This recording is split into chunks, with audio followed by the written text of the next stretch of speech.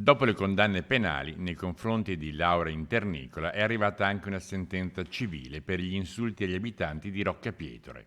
Da Vaia alle aule di tribunale per i serralli di Sottoguda, devastati e da allora in attesa di poter tornare alla pubblica fruizione. Connessi ai danni causati dal tornado sono finiti a giudizio epiteti scurrili ed altri quali lazzaroni ed assistenzialisti scritti dalla turista bresciana non nuova a esternazioni offensive e relative condanne sul proprio profilo Facebook. La diffusione allargata fu dovuta al fatto che Laura Internicola si era taggata sulla pagina Serrai di Sottoguda, rivolgendosi quindi in maniera inequivocabile alla popolazione di Roccapietore e poi agli agordini in genere.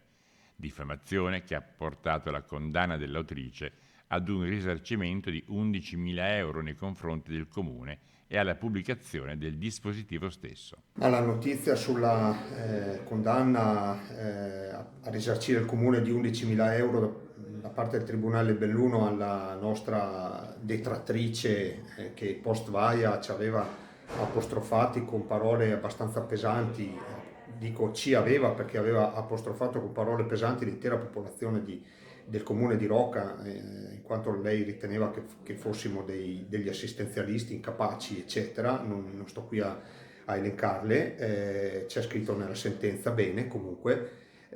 La condanna è esemplare perché sta a dimostrare finalmente che anche sulle pagine Facebook non si può scrivere tutto quello che si vuole. I leoni da tastiera non possono scrivere tutto quello che vogliono. Ad accorgersi di quanto scritto prima il 12 gennaio 2019 e poi ancora 10 giorni dopo fu la consigliera comunale Lucia Farenzena.